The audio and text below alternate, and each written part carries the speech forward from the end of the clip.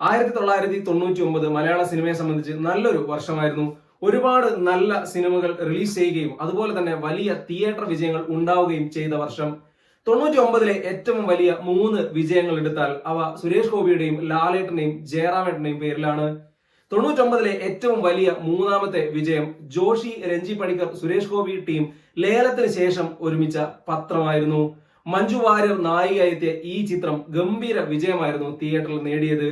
ഒരുപാട് വിവാദങ്ങൾക്ക് ശേഷമാണ് ചിത്രം തിയേറ്ററിൽ എത്തിയത്. കാരണം ഈ ചിത്രത്തിന് സെൻസറിംഗ് ഇഷ്യൂ ഉണ്ടായിരുന്നു. മലയാളത്തിലെ ഒരു പ്രമുഖ പത്രത്തിനെതിരെയുള്ള ചിത്രമാണ് എന്നൊക്കെയുള്ള ഒരു റൂമർ ഈ സിനിമയുടെ റിലീസിന് മുൻപ് പരന്നിരുന്നു. പിന്നീട് ചിത്രം സെൻസറിംഗ് കഴിഞ്ഞ് റിലീസിന് എത്തിയപ്പോൾ വമ്പൻ വിജയമാണ് നേടിയത്.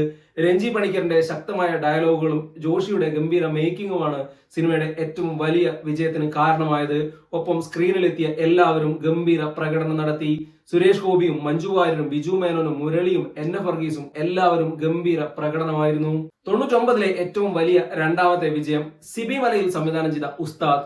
6-ാം തമ്പുരാന് ശേഷം രഞ്ജിത്ത് തിരക്കഥയൊരുക്കിയ ചിത്രം, ഷാജി കൈലാസ് നിർമ്മാതാവായി മാറിയ ചിത്രം, വലിയ ഹൈപ്പിലാണ് ചിത്രം തിയേറ്ററിലെത്തിയത്.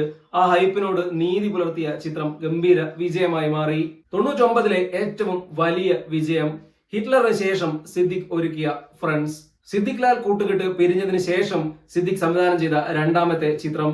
ജയറാമും മുകേഷും ശ്രീനിവാസനും കൂട്ടുകാരായി കേന്ദ്ര കഥാപാത്രങ്ങളായി എത്തിയ ചിത്രം.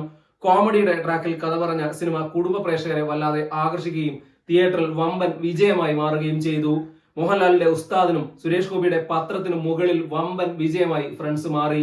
99-ലെ ഏറ്റവും വലിയ വിജയമായി ഫ്രണ്ട്സ് മാറിയതിന് പിന്നിൽ ആ ചിത്രത്തിലെ കോമഡി രംഗങ്ങൾ തന്നെയായിരുന്നു. ഇളയരാജ ഒരുക്കിയ മികച്ച ഗാനങ്ങളും ചിത്രത്തിലുണ്ടായിരുന്നു. ജയറാമിന്റെ കരിയറിലെ തന്നെ ഏറ്റവും വലിയ വിജയങ്ങളിൽ ഒന്നായി ഫ്രണ്ട്സ് മാറുകയായിരുന്നു.